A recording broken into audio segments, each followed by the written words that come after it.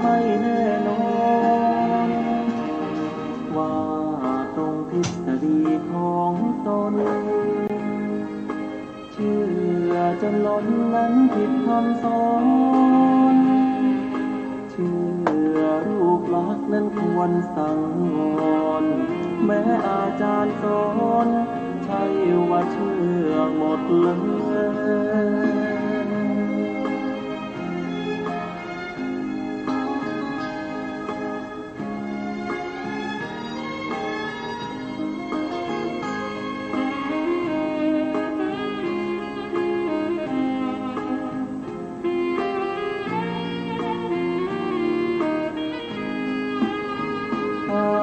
มาสูตรบทธรรมพระพุทธศาสตร์พระองค์วางว่าหมดจดไว้ให้ไขว้เขวแนวคิดตามเหตุผลปนเปอาจมีโยเยเชื่อไปอาจไม่แน่นอนว่าตรงทฤษฎีของตนเชื่อจนล้นนั้นผิดคำสอนเชื่อรูปลักษณ์นั้นควรสังวรแม้อาจารย์สอนใช่ว่าเชื่อหมดเลย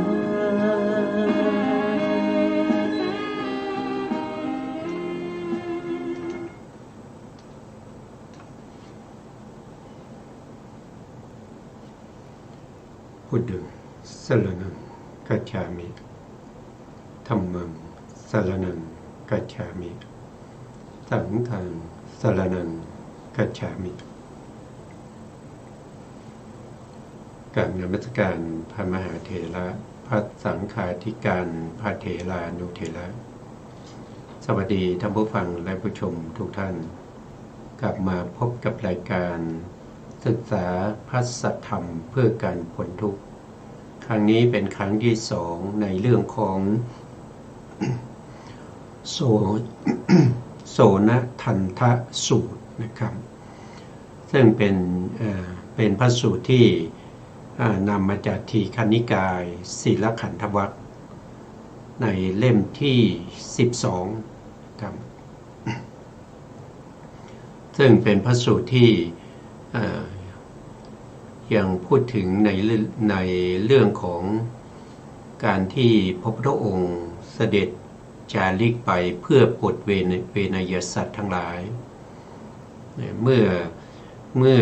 มีบุคคลที่มาปรากฏในข่ายพยานเพราะพระพุทธองค์ในช่วงเวลาตอนเช้านะครับก่อนที่พระอาทิตย์จะขึ้นเนี่ยพระพุทธองค์ก็จะส่งข่ายพยานตรวจสอบเวไนยสัตว์ทั้งหลายว่าวันนี้มีใครบ้างนะครับที่สมควรจะเสด็จไปโปรดแล้วพราหมณ์โสนทันทะก็ได้มาปรากฏอยู่ในข่ายพยานพระพุทธองค์ก็เสด็จไปโปรดโดยไม่ได้รีบร้อนนักมีพระภิกษุติดตามไป500แล้วก็ไปพักอยู่ที่สะบกขรณีใกล้กับเมืองอะไรนะครับอาจารย์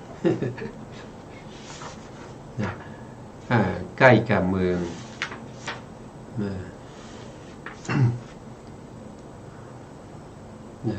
ซึ่งเป็นที่ชาวบ้านเขาไปส่งน้ำไปอาบน้ำกันนะครับแล้วก็มีต้นจำปามีต้นขละใช่ไหมคัคคารานครจำปานครจำปานะครับเป็นพราหมณ์โสนทันทะเนี่ยเป็นผู้ที่พระเจ้าไปเซ็นโทษทีพระเจ้าพิมพิสารเป็นผู้ที่ทรงตั้งไว้ในตำแหน่งของเจ้าเมืองนะครับเจ้าเมืองดูแลที่เมืองที่พระเจ้าพิมพิสารพระราชทานให้นะครับเขาเป็นพราหมณ์ที่มีเขาเรียกว่ามี สายเชือดสายตระกูลนะสายตระกูลที่ดีนะครับวันนี้เราทั้งสองนะครับก็มีผมและอาจารย์กันดานะครับก็จะมาเป็นผู้ร่วมศึกษาในพระไตรปิฎกและอรรถกถานะครับครั้งที่แล้วเนี่ยเราก็ได้พูดถึงในเรื่องของโสนทันทพราหมณ์เนี่ยเมื่อทราบว่าพระพุทธองค์ได้เสด็จมาประทับอยู่ใกล้กับสระโบกขรณีนะที่ใกล้กับเมืองจำปาของท่านนะท่านก็คิดว่าจะไปเฝ้าพระพุทธเจ้านะครับเพราะว่าพระพุทธเจ้านี่เป็นผู้ที่มีคุณอันยิ่งใหญ่นะครับมีความเป็นพระพุทธเจ้าเช่นเป็นผู้ไกลจากกิเลสนะครับเป็นผู้ที่ตรัสรู้ชอบได้ด้วยพระองค์เองเป็นผู้ที่มีวิชาและจรณะนะครับเพราะฉะนั้นก็อยากจะไปพบพระพุทธองค์ก็สั่งให้อมาตย์หรือคนที่เป็นที่ปรึกษานะครับว่าให้เตรียมรถเตรียมอะไรนะครับจะไปเข้าเฝ้าพระพุทธเจ้านะครับพร้อมด้วยประชาชนทั้งหลายพวกที่เป็นพราหมณ์พวกที่เป็นพราหมณ์ก็คือมาจากต่างเมืองก็มาคัดค้านว่าท่านไม่ควรจะไปเข้าพบพระพุทธเจ้านะครับความจริงแล้วน่าจะให้พระพุทธเจ้าเนี่ยมาพบนะครับเพราะว่าถ้าไปพบพระพุทธเจ้าแล้วจะทำให้เสื่อมเสียนะครับจะทำให้ชื่อเสียงของท่านเสื่อมเสียไปนะครับน่าจะให้พระพุทธเจ้าเนี่ยมาพบดีกว่าท่านก็บอกว่าไม่สมควรนะครับเพราะว่าพระพุทธเจ้าเป็นผู้ที่ออกบวชมาจากตระกูลของกษัตริย์นะครับแล้วก็เป็นผู้ที่ตรัสรู้ชอบได้ด้วยพระองค์เองและพระองค์เป็นผู้ที่มีมหาปุริลักษณะ32ประการเราสมควรที่จะไปเข้าเฝ้าพระพุทธเจ้ามากกว่าเมื่อเดินทางไปเข้าเฝ้าพระพุทธองค์ไปถึงที่พระพุทธองค์ประทับก็เข้าไปในบริเวณนั้นแล้วก็นั่งณที่ที่ควรส่วนข้างหนึ่งแล้วก็คิดในใจว่าถ้าเราถามปัญหาพระพุทธเจ้านะครับถ้าเกิดว่าถามไม่ถูกใจก็จะเป็นปัญหานะครับเดี๋ยวพระพุทธองค์ก็จะตรัสว่าปัญหาข้อนี้ท่านไม่ควรจะถามอย่างนี้น่าที่แท้แล้วควรจะถามอย่างนี้ก็ไม่กล้าถามนะครับแล้วก็คิดว่าถ้าพระพุทธเจ้าถามเรานะครับแล้วเราตอบไม่ได้นะชื่อเสียงเราก็จะป่นปี้นะครับเพราะฉะนั้นก็คิดในใจว่าขอให้พระพุทธองค์จงถามในสิ่งที่เราจะตอบได้พระพุทธองค์ก็รู้วาลจิตนะว่าพราหมณ์ผู้นี้กำลังมีความวิตกกังวลในเรื่องของการที่จะสนทนาในเรื่องอะไรนะพระพุทธองค์ก็ตัดสินใจว่าเราจะถามในวิชาที่เขามีอยู่แล้วก็ที่เขาเชี่ยวชาญนะครับนั่นก็คือเรื่องของถามในเรื่องของว่าถามในเรื่องของพราหมณ์นะครับว่าบุคคลประกอบด้วยองค์เท่าไหร่นะครับพวกพราหมณ์ถึงเรียกบุคคลนั้นว่าเป็นพราหมณ์นี่ก็เป็นปัญหาที่พระพุทธองค์ได้ถามนะครับท่านก็น่าจะตอบได้นะครับท่านจะเป็นยังไงนะครับเราก็มาฟังอาจารย์กันดานะครับท่านจะได้สาธยายให้พวกเราฟังต่อนะครับเชิญครับอาจารย์ครับกราบนมัสการพระคุณเจ้าพระเถรานุเถระและสวัสดีท่านที่รับฟังและรับชมอยู่ทางบ้านนะคะโสนทันทสูตรที่4พราหมณ์บัญญัติลำดับนั้นพราหมณ์โสนทันทะจึงเผยกายขึ้นเหลียวดูชุมนุมชนแล้วกราบทูลพระผู้มีพระภาคเจ้าว่าข้าแต่พระโคดมผู้เจริญบุคคลประกอบด้วยองค์5ประการพวกพราหมณ์ย่อมบัญญัติว่าเป็นพราหมณ์และเมื่อเขาจะกล่าวเราเป็นพราหมณ์ก็พึงกล่าวได้โดยชอบทั้งไม่ต้องถึงมุสาวาทด้วยองค์5ประการเป็นไฉนข้าแต่พระโคดมผู้เจริญบุคคลผู้เป็นพราหมณ์ในโลกนี้1 เป็นอุพโส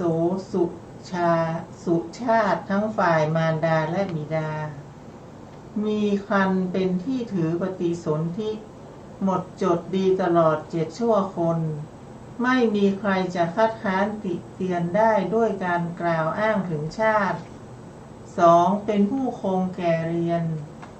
ทรงจำมนรู้ไตรเพศพร้อมทั้งคัมภีร์นิมันทุคัมภีร์เกตพระ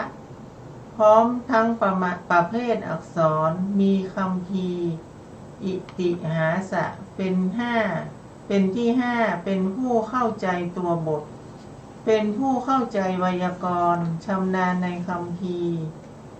โลกายะตะและมหาปุริสลักษณะ 3. เป็นผู้มีรูปงามน่าดูน่าเลื่อมใสประกอบด้วยผิวพรรณผุดผ่องยิ่งนักมีฉวีวันคล้ายพรหมมีรูปร่างคล้ายพรหมน่าดูน่าชมไม่น้อยเป็นผู้มีศีลอันเจริญประกอบด้วยศีลอันเจริญ 5. เป็นบัณฑิตมีปัญญาเป็นที่หนึ่งหรือที่สองของพวกปฏิฆาหกผู้รับบูชาด้วยกันข้าแต่พระโคดมผู้เจริญบุคคลประกอบด้วยองค์5เหล่านี้แลพวกพราหมณ์ย่อมบัญญัติว่าเป็นพราหมณ์และเมื่อเขาจะกล่าวว่าเราเป็นพราหมณ์ก็พึงกล่าวได้โดยชอบทั้งไม่ต้องถึงมุสาวาทด้วยพระผู้มีพระภาคเจ้าตรัสว่าพราหมณ์บรรดาองค์ทั้ง5เหล่านี้ยกเสียองค์หนึ่งแล้วบุคคลประกอบด้วยองค์เพียง4อาจจะบัญญัติว่าเป็นพราหมณ์ได้หรือไม่และเมื่อเขาจะกล่าวว่าเราเป็นพราหมณ์พึงกล่าวได้โดยชอบทั้งไม่ต้องถึงมุสาวาทด้วยพราหมณ์โสนทันทะทูลว่าได้พระโคดมผู้เจริญบรรดาองค์ทั้ง5เหล่านี้ยกวรรณะเสียก็ได้เพราะวรรณะจักกระทำอะไรได้ด้วยเหตุว่าบุคคลผู้เป็นพราหมณ์ 1. เป็นอุพโตสุชาติทั้งฝ่ายมารดาและบิดามีคันเป็นที่ปฏิสนธิหมดจดดีตลอด7 ชั่วคนไม่มีใครคัดค้านติเตียนได้ด้วยการกล่าวอ้างถึงชาติ 2. เป็นผู้คงแก่เรียนทรงจำมนรู้จบไตรเพศพร้อมทั้งคัมภีร์นิมันทุคัมภีร์เกตตุภะพร้อมทั้งประเภทอักษรมีคัมภีร์อิติหาสะเป็นที่5เป็นผู้เข้าใจตัวบทเป็นผู้เข้าใจไวยากรณ์ชำนาญในคัมภีร์โลกยตะและมหาปุริสลักษณะ 3. เป็นผู้มีศีลอันเจริญประกอบด้วยศีลอันเจริญ 4. เป็นบัณฑิตมีปัญญาเป็นที่หนึ่งหรือที่สองของพวกปฏิฆาหกผู้รับบูชาด้วยกัน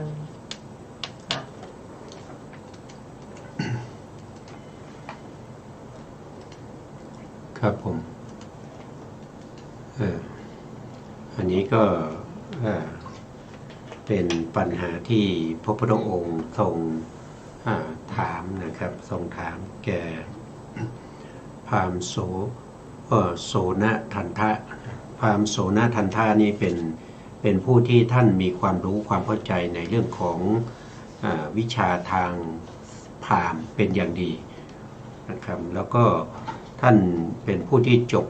ไตรเพศนะครับเป็นผู้ที่คงแก่เรียนเพราะฉะนั้นก็ไม่มีปัญหาในเรื่องของการที่จะตอบในเรื่องขององค์แห่งความเป็นพราหมณ์มีอยู่เท่าไหร่ท่านก็ตอบได้ไม่มีปัญหานะครับองค์ของความเป็นพราหมณ์เนี่ยมีอยู่5นะ1ก็คืออุพโตสุชาตินะครับอุพโตสุชาติก็คือเป็นบุคคลที่เกิดมาแบบตระกูลที่บริสุทธิ์บริสุทธิ์ทั้งพ่อแล้วก็แม่นะครับ7 ชั่วโคตรนะครับก็คือหมายถึงว่า เป็นตระกูลอย่างเช่นยกตัวอย่างเช่นนะตระกูลของโดยทั่วไปเราก็จะรู้ในเรื่องของเจ้าชายสิทธัตถะนะเจ้าชายสิทธัตถะเนี่ยเป็นบุคคลที่อุพัโต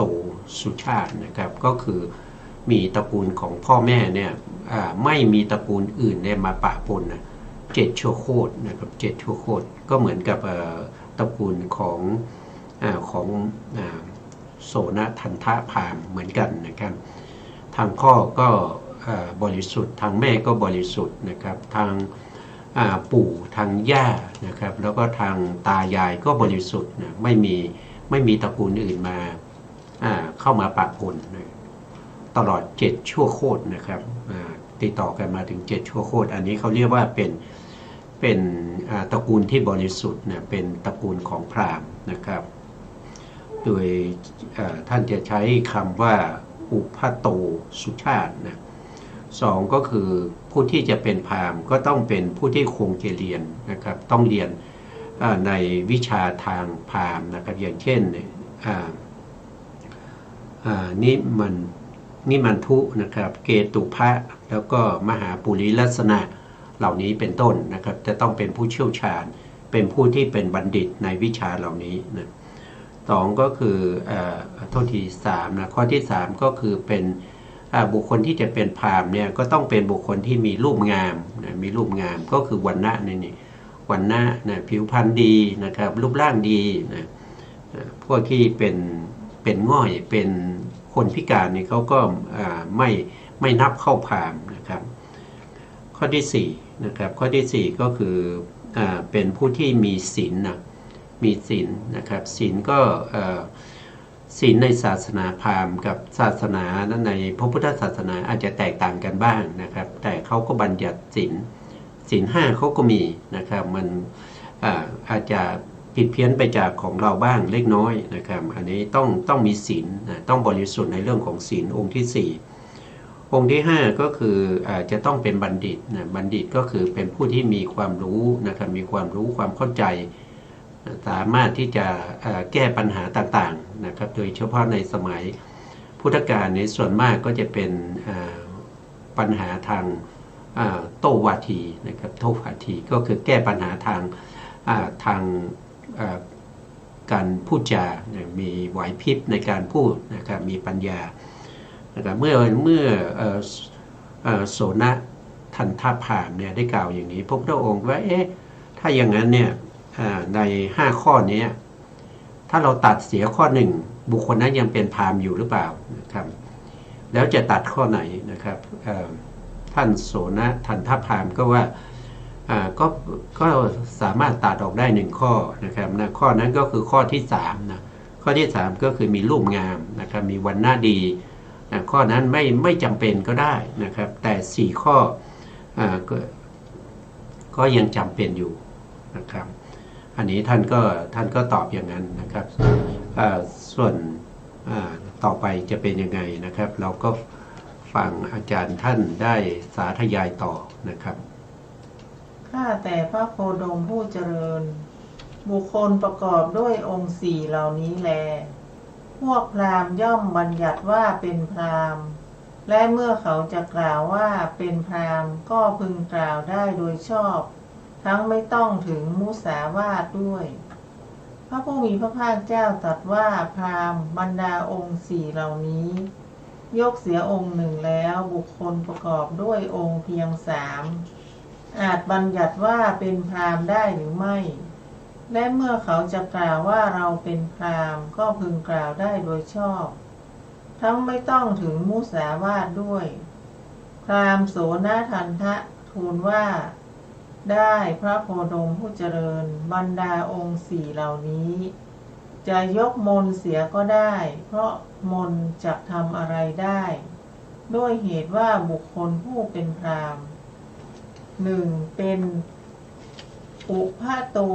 สุชาติทั้งฝ่ายมารดาและบิดามีครรภ์เป็นที่ถือปฏิสนธิหมดจดดีตลอด7 ชั่วคนไม่มีใครจะคัดค้านติเตียนได้ด้วยการกล่าวอ้างถึงชาติ 2. เป็นผู้มีศีล มีศีลอันเจริญประกอบด้วยศีลอันเจริญ 3. เป็นบัณฑิต มีปัญญาเป็นที่หนึ่งหรือที่สองของพวกปฏิฆาหกและผู้รับบูชาด้วยกันข้าแต่พระโคดมผู้เจริญบุคคลผู้ประกอบด้วยองค์สามเหล่านี้แลพวกพราหมณ์ย่อมบัญญัติว่าเป็นพราหมณ์และเมื่อเขาจะกล่าวว่าเราเป็นพราหมณ์ก็พึงกล่าวได้โดยชอบทั้งไม่ต้องถึงมุสาวาทด้วยพระผู้มีพระภาคเจ้าตรัสว่าพราหมณ์บรรดาองค์สามเหล่านี้ยกเสียองค์หนึ่งแล้วบุคคลประกอบด้วยองค์เพียงสองอาจจะบัญญัติว่าเป็นพราหมณ์ได้หรือไม่และเมื่อเขาจะกล่าวว่าเราเป็นพราหมณ์ก็พึงกล่าวได้โดยชอบทั้งไม่ต้องถึงมุสาวาทด้วยพราหมณ์โสนทันทะทูลว่าได้พระโคดมผู้เจริญบรรดาองค์สามเหล่านี้ยกชาติเสียก็ได้เพราะชาติจะทำอะไรได้ด้วยเหตุว่าบุคคลผู้เป็นพราหมณ์ 1. เป็นผู้มีศีลอันเจริญประกอบด้วยศีลอันเจริญ 2. เป็นบัณฑิตมีปัญญาเป็นที่หนึ่งหรือที่สองของพวกปฏิฆาหกผู้รับบูชาด้วยกันครับครับวันนี้ก็พระพุทธองค์ก็ถามต่อนะครับถ้ามีองค์สี่แล้วก็เรียกว่าพราหมณ์เนี่ยถ้าลดไปอีกหนึ่งองค์เนี่ยเหลือสัก3 องค์เนี่ยจะเรียกบุคคลนั้นเป็นพราหมณ์ไหมและ3 องค์นั้นองค์ที่ควรตัดนั้นคือข้อไหนโสนทันทพราหมณ์ก็ตอบว่าได้พระเจ้าค่ะนะข้อที่ควรจะตัดนั่นก็คือได้แก่เรื่องของการท่องบนในเรื่องของมนนะครับมนนะครับก็คือคงแก่เรียนนั่นเองก็สามารถที่จะตัดออกได้นะก็จะเหลืออยู่3 ข้อนะครับก็จะเหลืออุปโตสุชาตินะครับแล้วก็เป็นผู้ที่มีศีลนะแล้วก็3ก็คือเป็นบัณฑิตนะเมื่อตอบมาอย่างนี้พระพุทธองค์ก็ถามต่อนะครับแล้วเหลืออยู่3 ข้อเนี่ยเราสามารถที่จะตัดออกอีกสักข้อได้ไหมถ้าตัดออกแล้วยังจะเรียกเขาว่าเป็นพราหมณ์หรือไม่ท่านก็ตอบว่านะครับก็สามารถตัดได้นะครับตัดข้อไหนนะท่านก็บอกว่าตัดข้อที่เป็นอุปโตสุชาตินะครับก็คือการเกิดตระกูลที่บริสุทธิ์นะบริสุทธิ์ทั้งบิดาและมารดา7 ชั่วโคตรไม่มีตระกูลอื่นมาปะปนอันนี้ก็สามารถตัดได้นะครับเหลืออีก2 ข้อนั้นก็คือเป็นผู้ที่มีศีลแล้วก็เป็นบัณฑิตนะ2 ข้อนี้ถ้ามีแล้วก็ยังสามารถเรียกว่าเป็นพราหมณ์ได้อยู่นะครับอันนี้ก็เป็นคำตอบในเรื่องของพราหมณ์นะครับผมต่อไปครับอาจารย์ครับข้าแต่พระโคดมผู้เจริญบุคคลประกอบด้วยองค์2เหล่านี้แลพวกพราหมณ์ย่อมบัญญัติว่าเป็นพราหมณ์และเมื่อเขาจะกล่าวว่าเราเป็นพราหมณ์ก็พึงกล่าวได้โดยชอบทั้งไม่ต้องถึงมุสาวาทด้วยเมื่อพราหมณ์โสนทันทะทูลอย่างนี้แล้วพราหมณ์เหล่านั้นได้กล่าวว่าท่านโสนทันทะอย่าได้กล่าวอย่างนั้นเลยท่านโสนทันทะอย่าได้กล่าวอย่างนั้นเลยท่านโสนทันทะกล่าวลบหลู่วรรณะกล่าวลบหลู่มนกล่าวลบหลู่ชาติกล่าวคล้อยตามวาทะของพระสมณโคดมถ่ายเดียวเท่านั้นลำดับนั้นพระผู้มีพระภาคเจ้าได้ตรัสกับพราหมณ์เหล่านั้นว่าถ้าพวกท่านคิดอย่างนี้ว่าพราหมณ์โสนทันทะอ่อนการศึกษาพูดไม่ดีมีปัญญาสามและไม่สามารถจะโต้ตอบกับพระสมณโคดมในเรื่องนี้ได้พราหมณ์โสนทันทะก็จงหยุดเสียพวกท่านจงพูดกับเราเถิด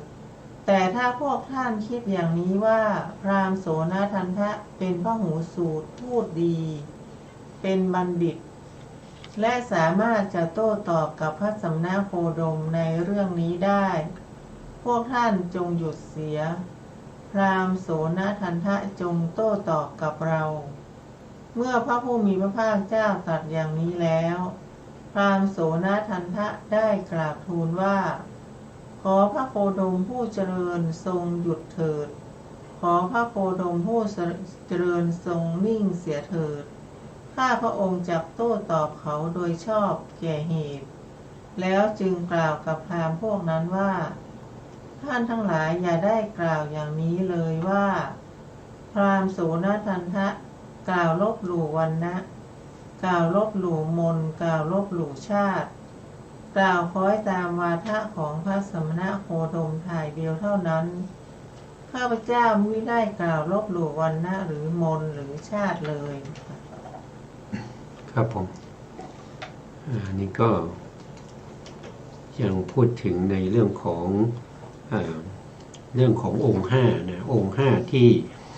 พวกพราหมณ์เนี่ยยึดถือกันว่าถ้าบุคคลไหนนะครับที่มีองค์ห้านี้ก็จะเป็นพราหมณ์นะครับก็จะเป็นพราหมณ์หนึ่งก็คือวัด บุพโตสุชาติก็คือความบริสุทธิ์ทั้งฝ่ายบิดาและก็มารดาสองก็คือเป็นผู้ที่คงแก่เรียนนะครับทรงจำมนต์ได้นะครับแล้วก็สามารถสาธยายท่องบนได้นะสามก็เป็นผู้ที่มีความมีรูปงามนะมีรูปงามหุ่นดีอะไรพวกนี้สี่ก็คือเป็นผู้ที่มีศีลนะห้าก็คือเป็นบัณฑิตนะเป็นบัณฑิตแล้วก็พระพุทธองค์ก็ถามแล้วก็ตัดไปทีละหนึ่งข้อนะครับว่ามี4ข้อนี้เรียกว่าพราหมณ์ได้ไหมเขาก็ว่าได้นะครับแล้วก็ตัดข้อที่1ไปนั่นก็คือความที่เป็นรูปงามนั้นไม่จำเป็นนะครับถ้าตัดข้อที่มีรูปงามมีวรรณะดีนะตัดทิ้งไปก็เหลือ4ข้อก็ยังเป็นพราหมณ์ได้อยู่นะพระพุทธองค์ก็ถามต่อว่าถ้าตัดไปอีกข้อจะได้ไหมนะเขาก็บอกว่าได้นะครับก็ตัดข้อไหนก็คือตัดข้อที่คงแก่เรียนนะคงแก่เรียนแล้วก็เป็นผู้ที่สาธยายมนต์ได้อันนั้นไม่จำเป็นก็ได้นะครับก็เหลือ3พระพุทธองค์ก็ถามต่อเขาก็บอกว่าตัดได้อีกนะตัดข้อที่เป็นบุพโตสุชาติก็คือความบริสุทธิ์ทั้งตระกูลทางพ่อแล้วก็ทางแม่นะครับก็เหลือ2ข้อก็คือเป็นผู้มีศีลแล้วก็เป็นผู้ที่มีปัญญาดีเป็นบัณฑิตเนี่ยก็ยังเรียกว่าเป็นพราหมณ์ได้นะพอพูดถึงตรงนี้นะพวกที่มาด้วยกันนะครับก็ไม่พอใจนะครับไม่พอใจว่าการกล่าวอย่างนี้เป็นการลบหลู่ศาสนาพราหมณ์นะครับไปคล้อยตามพระพุทธเจ้านะครับไปคล้อยตามก็คือไปเห็นตามที่พระพุทธองค์เห็นนะพระพุทธองค์ก็ตรัสว่าแล้วตอนนี้ใครเป็นผู้ตอบปัญหานะครับพวกท่านจะตอบหรือว่าจะให้โสนทันทพราหมณ์นี้เป็นผู้ตอบนะถ้าจะให้โสนทันทพราหมณ์เป็นผู้ตอบพวกท่านก็จงนิ่งนะโสนทันทพราหมณ์ก็ทูลแก่พระพุทธองค์ว่านะครับเรื่องนี้ข้าพระองค์จะเป็นผู้ตอบเองนะครับขอให้พวกท่านจงเงียบนะพวกท่านไม่สามารถที่จะโต้ตอบกับพระพุทธองค์ได้หรอกนะให้ข้าพระองค์เป็นผู้โต้ตอบดีกว่าเพราะนั้นก็นิ่งไปนะครับต่อไปก็เราก็จะฟังอาจารย์กันดาท่านจะได้สาธยายต่อนะครับเชิญครับอาจารย์ครับอ้างอังคกะมานพสมัยนั้นอังคกะมานพหลานของพราหมณ์โสนทันทะนั่งอยู่ในชุมนุมชนนั้นด้วยพราหมณ์โสนทันทะได้กล่าวกับพราหมณ์พวกนั้นว่าท่านทั้งหลายพวกท่านเห็นอังคกะมานพหลานของข้าพเจ้าหรือไม่พราหมณ์พวกนั้นตอบว่าเห็นแล้วท่านพราหมณ์โสนทันทะกล่าวต่อไปว่าอังคกะมานพเป็นคนมีรูปงามดูหน้าดูเลื่อมใส ประกอบด้วยผิวพรรณผุดผ่องยิ่งนักมีชวีวันคล้ายพรหมมีรูปร่างคล้ายพรหมน่าดูน่าชมไม่น้อยในชุมนุมชนนี้ นอกจากพระสมณโคดมแล้วไม่มีใครมีวรรณะเสมออังคกะมานพเลย อังคกะมานพเป็นผู้คงแก่เรียน ทรงจำมนได้รู้จบไตรเพศ พร้อมทั้งคัมภีร์นิมันทุคัมภีร์เกตุภะพร้อมทั้งประเภทอักษรมีคัมภีร์อิติหาสะเป็นที่ห้าเป็นผู้เข้าใจตัวบท เป็นผู้เข้าใจไวยากรณ์ชำนาญในคัมภีร์โลกายตะและมหาปุริสลักษณะข้าพเจ้าเป็นผู้บอกมนแก่เธอ เธอเป็นอุภัตโตสุชาติทั้งฝ่ายมารดาและบิดา มีคันเป็นที่ถือปฏิสนธิหมดจดดีตลอด7 ชั่วคน ไม่มีใครจะคัดค้านติเตียนได้ ด้วยการกล่าวถึงชาติ ข้าพเจ้ารู้จักมารดาและบิดาของเธอ ถึงอังคกะมานพจะพึงฆ่าสัตว์บ้าง จะพึงถือเอาสิ่งของที่เขามิได้ให้บ้าง จะพึงคบหาภรรยาของบุคคลอื่นบ้าง จะพึงกล่าวเท็จบ้าง จะพึงดื่มน้ำเมาในบ้างในเวลานี้ ฐานะเช่นนี้วันหน้าจะทำอะไรได้ มนต์จะทำอะไรได้ และชาติจะทำอะไรได้ ด้วยเหตุว่าบุคคลผู้เป็นพราหมณ์เป็นผู้มีศีลอันเจริญ ประกอบด้วยศีลอันเจริญและเป็นบัณฑิต มีปัญญาเป็นที่หนึ่งหรือที่สองของปฏิฆาหกผู้รับบูชาด้วยกัน บุคคลผู้ประกอบด้วยองค์สองเหล่านี้แล พวกพราหมณ์จะบัญญัติว่าเป็นพราหมณ์ก็ได้ และเมื่อเขาจะกล่าวว่าเราเป็นพราหมณ์ก็พึงกล่าวได้โดยชอบ ทั้งไม่ถึงมุสาวาทด้วยครับ คำนี้ก็เมื่อโสนทันทพามเป็นผู้ที่จะแก้ปัญหาที่พระพุทธองค์ทรงตรัสนะครับท่านก็ยกตัวอย่างยกตัวอย่างเช่นหลานของท่านนะครับอังคกะมานพเนี่ยเป็นหลานของท่านนะแล้วก็เป็นผู้ที่มีตระกูลที่บริสุทธิ์ทั้ง7 ชั่วโคตรนะครับนะแล้วก็เป็นผู้คงแก่เรียนแล้วก็มีลูกงามด้วยนะลูกงามด้วยแต่ว่าอังคกะมานพเนี่ยเป็นผู้ที่ไม่ค่อยมีศีลนะครับเป็นผู้ที่ผิดศีลอยู่บ่อยนะครับเป็นผู้ที่ชอบในการที่จะฆ่าสัตว์นะครับลักทรัพย์ประพฤติผิดในกามอยู่บ่อยๆนะเป็นผู้ที่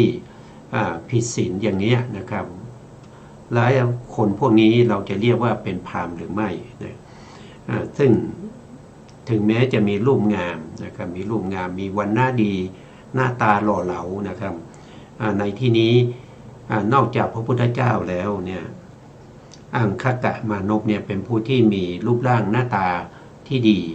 นะครับรองจากพระพุทธเจ้านะครับแต่เขามีความประพฤติที่ไม่ดีอย่างนี้เราจะเรียกว่าเป็นพราหมณ์เลยนะครับแล้วก็เขาก็เป็นผู้ที่มีการศึกษาเล่าเรียนในมูลของพวกพราหมณ์นะครับเขาจบถึงไตรเทพนะครับเพราะฉะนั้นเขายังประพฤติผิดศีลอยู่เลยนะครับเขายังไม่มีศีล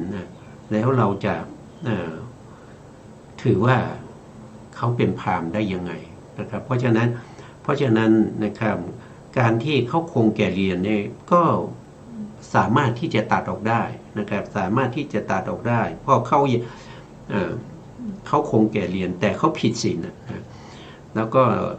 ความเป็นรูปงามก็ตัดออกได้นะครับความที่มีตระกูลบริสุทธิ์ก็ตัดออกได้นะครับเพราะถ้าใครไม่มีศีลนั้น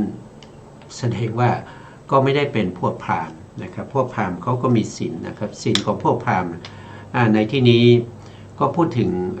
ศีล5ของพวกเรานะครับก็คือได้แก่หนึ่งก็คือเป็นผู้ที่เว้นจากการฆ่าสัตว์นะถ้าพูดถึงศีลเนี่ยศีลมี2อย่างนะครับอย่างที่1ก็คือเว้นจากการฆ่าสัตว์นะ2ก็คือเว้นจากการลักทรัพย์นะ3ก็คือเว้นจากการประพฤติผิดนะ4ก็คือประพฤติผิดในกามนะ4ก็คือเป็นผู้ที่เป็นผู้ที่มีวาจาที่กล่าวคำสัตย์คำจริงนะครับแล้วก็5ก็คือไม่ดื่มสุรานี่เป็นข้อเว้นสิ่งที่ประเภทหนึ่งก็คือเขาเรียกว่าเป็นข้อปฏิบัติข้อปฏิบัตินั้นก็คือจะต้องทำนะถ้าไม่ทำก็ผิดศีลนะครับอย่างเช่นถ้าเราพูดถึงการฆ่าสัตว์เนี่ยก็จะคู่กับเป็นถ้าเราเว้นจากการฆ่าสัตว์เราก็ต้องมีเมตตาใช่ไหมเราก็ต้องมีเมตตานะครับถ้าเว้นจากการลักทรัพย์เนี่ยเราก็จะต้องเป็นผู้ที่หวังดีต่อผู้อื่นนะเห็นทรัพย์ของผู้อื่นเนี่ยเหมือนกับของเรานะมันก็จะสิ่งเหล่านี้เป็นของคู่กันนะครับแล้วก็ถ้าเราพูดถึงเรื่องข้อปฏิบัติโดยทั่วไปในชีวิตประจำวันก็คือเรื่องของหน้าที่นะครับอย่างเช่นลูกมีหน้าที่ยังไงกับพ่อแม่นะครับก็ต้องมีการประพฤติปฏิบัติที่ดีต่อพ่อแม่นั่นก็คือต้องเชื่อฟังคำนะครับแล้วก็ต้องทำตัวให้ดีนะเป็นที่น่าไว้วางใจของพ่อแม่นะครับในการที่จะรักษามรดกหรือจะรักษาซึ่งตระกูลของบรรพบุรุษต่อไปนั่นคือข้อปฏิบัติแล้วก็พ่อแม่ก็มีข้อปฏิบัตินั่นก็คือต้องเลี้ยงดูลูกต้องอบรมลูกอย่างเงี้ยนะครับอันนี้ก็เป็นข้อปฏิบัติก็เป็นศีลเหมือนกันถ้าพ่อแม่ไม่เลี้ยงดูลูกแล้วก็ไม่สั่งสอนลูกเนี่ยก็ถือว่าผิดศีลนะเขาเรียกว่าเป็นจารีตศีลถ้าลูกไม่เชื่อฟังคำสั่งสอนของพ่อแม่ทำให้พ่อแม่ได้รับความทุกข์บ่อยๆอย่างนี้ก็ถือว่าผิดศีลผิดจารีตศีลนะอันนี้ก็เป็นเรื่องของศีลจริงๆแล้วเรื่องของศีลในพระพุทธศาสนานี้ก็ยังมีอีกมากมายนะครับถ้าพูดวันนี้ก็คงไม่จบนะครับเพราะฉะนั้นเราก็จะศึกษาในเรื่องของพระสูตรนี้ไปก่อนนะครับเพราะว่าอาจารย์ท่านก็พร้อมที่จะสาธยายให้พวกเราฟังนะครับต่อไปในเรื่องของโสนทันทะพราหมณ์นะครับครับเชิญครับอาจารย์ครับพระผู้มีพระภาคเจ้าตรัสว่าพราหมณ์บรรดาองค์2นี้ยกเสียองค์หนึ่งแล้วบุคคลประกอบด้วยองค์เพียงหนึ่งอาจจะบัญญัติว่าเป็นพราหมณ์ได้หรือไม่และเมื่อเขาจะกล่าวว่าเราเป็นพราหมณ์ก็พึงกล่าวได้โดยชอบทั้งไม่ต้องถึงมุสาวาทด้วยพราหมณ์โสนทันทะกราบทูลว่าข้าแต่พระโคดมผู้เจริญข้อนี้ไม่ได้เพราะว่าปัญญาอันศีลชำระให้บริสุทธิ์และศีลอันเป็นปัญญาชำระให้บริสุทธิ์ศีลมีในบุคคลใดปัญญาก็มีในบุคคลนั้น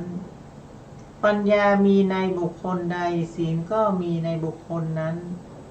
ปัญญาเป็นของบุคคลผู้มีศีลศีลเป็นของบุคคลผู้มีปัญญาและนักปราชญ์ย่อมกล่าวศีลกับปัญญาว่าเป็นยอดในโลกเหมือนบุคคลล้างมือด้วยมือหรือล้างเท้าด้วยเท้าฉันนั้นพระผู้มีพระภาคเจ้าตรัสว่าพราหมณ์ข้อนี้เป็นอย่างนั้นข้อนี้เป็นอย่างนั้นปัญญาอันศีลชำระให้บริสุทธิ์ศีลอันปัญญาชำระให้บริสุทธิ์ศีลมีในบุคคลใดปัญญาก็มีในบุคคลนั้นปัญญามีในบุคคลใดศีลก็มีในบุคคลนั้นปัญญาเป็นของบุคคลผู้มีศีลศีลเป็นของบุคคลผู้มีปัญญา และนักปราชญ์ย่อมกล่าวศีลกับปัญญาว่าเป็นยอดในโลกเหมือนบุคคลล้างมือด้วยมือหรือล้างเท้าด้วยเท้าฉะนั้นปัญญาอันศีลชำระให้บริสุทธิ์ศีลอันเป็นปัญญาชำระให้บริสุทธิ์ศีลมีในบุคคลใดปัญญาก็มีในบุคคลนั้นปัญญามีในบุคคลใดศีลก็มีในบุคคลนั้นปัญญาขอเป็นของบุคคลผู้มีศีลศีลเป็นของบุคคลผู้มีปัญญาและนักปราชญ์ย่อมกล่าวศีลกับปัญญาว่าเป็นยอดในโลกพราหมณ์ศีลนั้นเป็นไฉนปัญญานั้นเป็นไฉนพราหมณ์โสนทันทะกราบทูลว่าข้าแต่พระโคดมผู้เจริญพวกข้าพระองค์มีความรู้ในเรื่องนี้เพียงเท่านี้ขอพระโคดมผู้เจริญจงทรงอธิบายเนื้อความแห่งภาษิตนี้ให้แจ่มแจ้งด้วยเถิดพระผู้มีพระภาคเจ้าตรัสว่าพราหมณ์ถ้าอย่างนั้นท่านจงฟังและตั้งใจให้ดีเราจักกล่าวพราหมณ์โสนทันทารับสนองพระพุทธพจน์แล้วพระผู้มีพระภาคเจ้าได้ตรัสพระพุทธพจน์นี้กับพราหมณ์โสนทันทะว่าพราหมณ์ตถาคตอุบัติขึ้นในโลกนี้เป็นพระอรหันต์ตรัสรู้เองโดยชอบพึงดูพิสดารในสามัญญผลสูตรพราหมณ์ก็ภิกษุเป็นผู้ถึงพร้อมด้วยศีลเป็นอย่างนี้แล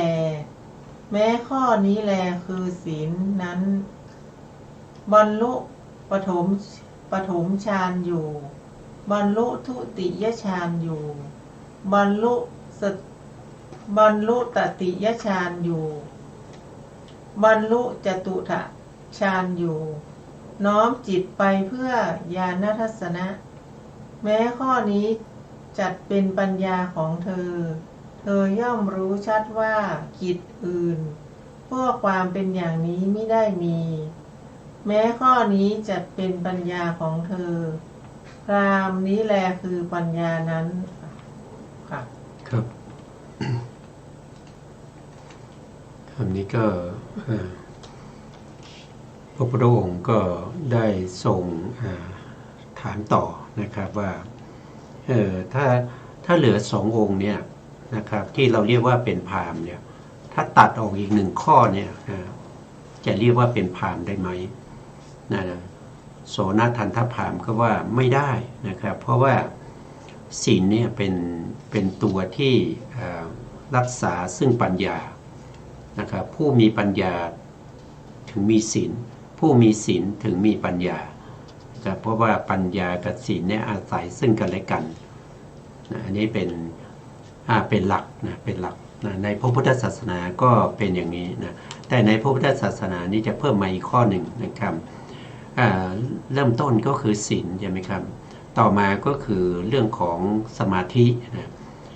แล้วสุดท้ายก็คือเรื่องของปัญญานะครับในทางพระพุทธศาสนาก็จะมีอยู่3อย่างนะครับที่เราจะต้องรักษานะเราจะต้องรักษาหรือทำให้มันมีขึ้นนะเมื่อพระพุทธองค์นะครับได้ถามอย่างนี้แล้วนะครับก็ถามต่อว่าศีลที่รักษาดีนะครับแล้วก็มีปัญญาเนี่ยนะครับเท่านี้เองหรือนะครับหรือว่ามีอะไรต่อไหมนะท่านก็บอกว่าที่ต่อไปนั้นไม่รู้นะที่ต่อไปนั้นไม่รู้เพราะว่าศาสนาพราหมณ์ไม่ได้สอนนะไม่ได้สอนนะครับสืบทอดกันมาก็มีแค่เพียงเท่านี้นะขอพระองค์จงบอกนะครับว่าที่จะมีสูงขึ้นไปเป็นอย่างไรนะพระองค์ก็ตรัสว่านะครับธรรมที่สูงขึ้นไปยังมีอยู่นะครับยังมีอยู่นะพระพุทธองค์ก็ตรัสว่านะครับหนึ่งก็คือเรื่องของศีลนะเรื่องของศีลเนี่ยจะต้องให้บริสุทธิ์นะครับให้บริสุทธิ์ยังไงนะครับในเรื่องของสามัญญผลสูตรนะที่เราศึกษาไปท่านก็ได้พูดถึงเรื่องของศีลใน ในจุลศีลจุลศีลก็คือศีลที่อย่างเช่นศีล5นะศีล8อย่างเงี้ยนะครับก็เป็นจุลศีลนะครับแต่ถ้าเป็นมีศีลที่สูงขึ้นไปอีกก็เรียกว่าเป็นมัชฌิมศีลนะครับก็คือศีลอยู่ระดับกลางนะครับนั่นก็จะมีความปลีกย่อยมากขึ้นไปอีกนะครับนั่นนะแล้วก็จะมีมหาศีลนะครับเมื่อศีลนั้นบริสุทธิ์นะเมื่อศีลนั้นบริสุทธิ์ศีลนั้นก็เป็นบาตรที่จะรองรับซึ่งคุณธรรมชั้นสูงคุณธรรมชั้นสูงนั้นก็คือได้แก่สมาธินะได้แก่สมาธินะครับตรงนี้ท่านได้พูดถึงนะครับว่าภิกษุนะครับที่ถึงพร้อมด้วยศีลนะถึงพร้อมด้วยศีลก็คือศีลบริสุทธิ์นะถึงพร้อมด้วยศีลบริสุทธิ์นะศีลบริสุทธิ์นี่ก็คือไม่ศีลนั้นจะต้องไม่ขาดนะไม่ทะลุไม่ด่างไม่พ้อยนะครับแล้วก็เป็นศีลที่ถ้าเป็นพระภิกษุเนี่ยจะต้องเว้นจากเรื่องของเขาเรียกว่าเป็นเมถุสังโยชน์ด้วยนะเมถุสังโยชน์เนี่ยก็คือไม่ได้หมายถึงว่าได้เสพเมถุนนะก็คือหมายถึงหนึ่งก็คือหมายถึงว่าบุคคลนั้นนะครับมีความยินดีนะครับยินดีอะไรก็คือยินดีให้มาตุคามเนี่ยมานวดนะยินดีให้เขาจับให้เขานวดนะอย่างนี้ถือว่าผิดนะศีลไม่บริสุทธิ์นะครับสองก็คือเป็นบุคคลที่ชอบฟังเสียงผู้หญิงนะครับเช่นเสียงร้องเพลงเสียงร้องไห้ของผู้หญิงอย่างเงี้ย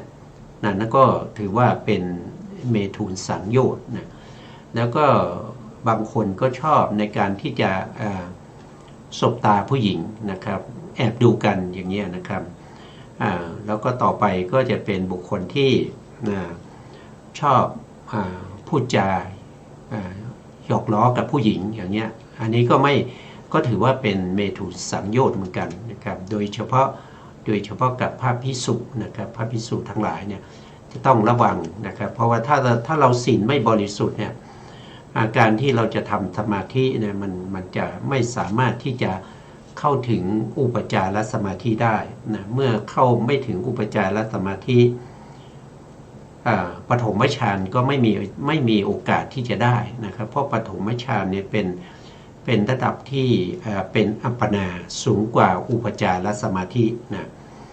ปฐมฌานทุติยฌานตติยฌานจตุตถฌานเนี่ยเป็นฌานแต่ละระดับนะมีอยู่4ระดับด้วยกันนะในพระสูตรถ้าเป็นพระอภิธรรมก็มี5ระดับก็จะมีปัญจมฌานนี้ด้วยนะแล้วก็ฌานพวกนี้นะครับ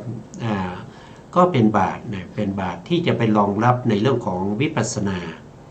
นะรองรับของวิปัสสนาก็คือการรู้เห็นรูปนามตามความเป็นจริงนะครับเห็นยังไงก็เห็นตามที่เขาเป็นรูปคืออะไรนามคืออะไรนะครับก็ต้องศึกษากันอีกมากนะครับกว่าจะรู้รายละเอียดเหล่านี้นะครับนั่นก็คือเธอนำเฉพาะน้อมเฉพาะจิตเพื่อญาณทัศนะญาณทัศนะก็คือปัญญาที่รู้เห็นตามความเป็นจริงรู้เห็นยังไงก็เห็นรูปนามตามความเป็นจริงก็เป็นวิปัสสนาญาณนะครับแม้ข้อนี้จัดว่านะครับเป็นปัญญาของเธอย่อมรู้ชัดนะเมื่อรู้ชัดตามความเป็นจริงแล้วนะครับก็สามารถที่จะเข้าถึงมรรคผลนิพพานได้นะครับนั่นก็คือกิจที่ควรทำเสร็จแล้วกิจอื่นเพื่อที่จะทำอย่างนี้ไม่ได้มีนะครับนั่นก็คือปัญญาของเธอเนี่ยเข้าถึงความเป็นพระอริยบุคคลนะครับอันนี้ก็เป็นปัญญาในทางพระพุทธศาสนานะครับต่อไปครับอาจารย์ครับโสนทันทพราหมณ์แสดงตนเป็นอุบาสกเมื่อพระผู้มีพระภาคเจ้าตรัสอย่างนี้แล้วพราหมณ์โสนทันทะได้กราบทูลคำนี้กับพระผู้มีพระภาคเจ้าว่าข้าแต่พระโคดมผู้เจริญภาษิตของพระองค์แจ่มแจ้งนักข้าแต่พระโคดมผู้เจริญภาษิตของพระองค์แจ่มแจ้งนักเปรียบเหมือนหงายของที่คว่ำเปิดของที่ปิดบอกทางแก่คนหลงทาง หรือส่องประทีปในที่มืดด้วยคิดว่า ผู้มีจักษุจักเห็นรูปฉันใดพระผู้มีพระภาคเจ้าทรงประกาศธรรมโดยอเนกปริยายก็ฉันนั้นเหมือนกันข้าแต่พระโคดมผู้เจริญข้าพระองค์ขอถึงพระโคดมผู้เจริญพร้อมทั้งพระธรรมและพระสงฆ์เป็นที่พึ่งขอพระโคดมผู้เจริญทรงจำข้าพระองค์ว่าเป็นอุบาสกผู้ถึงสรณะอย่างมอบกายถวายชีวิตตั้งแต่วันนี้เป็นต้นไปและขอพระโคดมผู้เจริญทรงรับภัตตาหารของข้าพระองค์เพื่อเสวยในวันพรุ่งนี้พร้อมด้วยภิกษุสงฆ์พระผู้มีพระภาคเจ้าทรงรับด้วยดุษณีภาพแล้วลำดับนั้นพราหมณ์โสนทันทะทราบว่าพระผู้มีพระภาคเจ้าทรงรับนิมนต์แล้วลุกจากอาสนะถวายอภิวาทกระทำประทักษิณแล้วกลับครับ อันนี้ก็พูดถึงตอนท้ายๆนะครับตอนที่พระองค์แสดงพระธรรมจบแล้วนะครับโสนทันทพราหมณ์นะครับก็มีความรู้สึกยินดีพอใจในภาษิตของพระผู้มีพระภาคเจ้านะครับแล้วก็ได้กราบทูลพระผู้มีพระภาคเจ้านะครับว่าขอพระพุทธองค์นะครับจงไปรับบิณฑบาตนะหรือว่าไปฉันอาหารในวันพรุ่งนี้นะที่บ้านของข้าพระองค์อันนี้เป็นโดยธรรมดาทั่วไปนะครับว่าผู้ที่ฟังธรรมแล้วนะครับเกิดความยินดีพอใจมีศรัทธาในพระธรรมคำสั่งสอนนะที่พระพุทธองค์แสดงหรือว่าพระภิกษุพระภิกษุที่ได้แสดงธรรมนะครับเขาก็จะนิมนต์ให้ไปรับอาหารนะครับในวันพรุ่งนี้นะครับเพื่อที่จะถวายอาหารตามศรัทธาที่เขามีนะครับพระพุทธองค์ก็รับนิมนต์นะพร้อมด้วยพระภิกษุนะพระภิกษุมีถึง500องค์นะ500องค์นะครับที่จะไปรับอาหารนะครับแล้วท่านก็ลุกจากอาสนะแล้วก็ถวายอภิวาทพระพุทธองค์แล้วก็กลับไปที่จะเตรียมอาหารนะครับจะเตรียมอาหารนะครับอาจารย์พร้อมไหมกับวันนี้พร้อมต่อหรือเปล่าโสนทันทพราหมณ์ทูลความประสงค์ของตนครั้นล่วงราตรีนั้นแล้วพราหมณ์โสนทันทะได้เตรียมของเคี้ยวของฉันอันประณีตในนิเวศของตนเสร็จแล้วให้คนไปกราบทูลภัตตการแด่พระผู้มีพระภาคเจ้าว่าข้าแต่พระโคดมผู้เจริญถึงเวลาแล้วภัตตาหารเสร็จแล้วครั้งนั้นเป็นเวลาเช้าพระผู้มีพระภาคเจ้าทรงนุ่งแล้วทรงถือบาทและจีวรเสด็จเข้าไปยังนิเวศของพราหมณ์โสนทันทะพร้อมด้วยภิกษุสงฆ์แล้วประทับนั่งณอาสนะที่จัดไว้พราหมณ์โสนทันทะได้อังคาดภิกษุสงฆ์มีพระพุทธเจ้าเป็นประมุขด้วยของเคี้ยวและของฉันอันประณีตให้อิ่มหนำด้วยมือของตนครั้งนั้นพราหมณ์โสนทันทะทราบว่าพระผู้มีพระภาคเจ้าเสวยเสร็จแล้ววางพระหัตถ์จากบาทจึงถือเอาอาสนะต่ำกว่านั่งหน้าที่ควรส่วนข้างหนึ่งแล้วกราบทูลว่า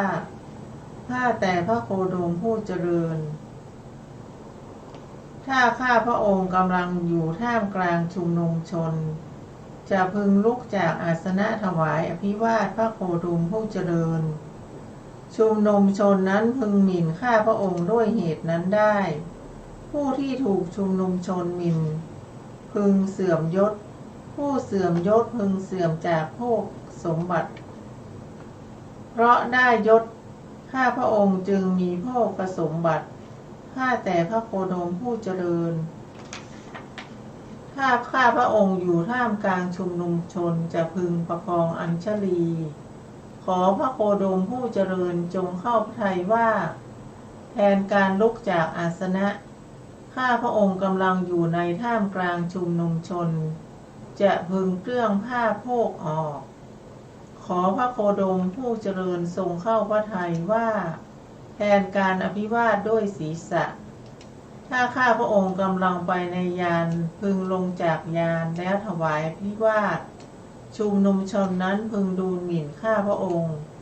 ด้วยเหตุนั้นได้ผู้ที่ชุมนุมชนมีผู้ดูหมิ่นย่อมเสื่อมยศผู้เสื่อมยศพึงเสื่อมจากโภคทรัพย์เพราะได้ยศข้าพระองค์จึงมีโภคสมบัติข้าแต่พระโคดมผู้เจริญถ้าข้าพระองค์พึงไปในยานจะพึงยกประตับขึ้นขอพระโคดมผู้เจริญทรงเข้าพระทัยว่าแทนการลงจากยานของข้าพระองค์ค่ะครับวันนี้เวลาเราก็หมดแล้วนะครับอาจารย์ครับเพราะฉะนั้นเราก็จะคืนเวลาให้ทางสถานีวันนี้สุดท้ายนี้นะครับก็ขอกราบขอบพระคุณพระครูสมุทรวิสุวัฒน์วรกิจโจผู้อำนวยการสถานีวิทยุเพื่อการศึกษาพระพุทธศาสนาและวัฒนธรรม FM 104.5 เมกะเฮิรตซ์วัดฝายหินจังหวัดเชียงใหม่และขอกราบขอบพระคุณพระครูปริยัติยานุศาสตร์ขอบคุณท่านผู้การธนัทเดชะนะครับแล้วก็ขอบคุณท่านผู้ฟังและผู้ชมทุกท่านที่ให้เกียรติติดตามในรายการศึกษาพระสัทธรรมเพื่อการพ้นทุกข์พบกันใหม่ในโอกาสต่อไปครับวันนี้ลาไปก่อนครับสวัสดีครับสวัสดีค่ะแม้อาจารย์สอนใช่ว่าเชื่อหมดเลย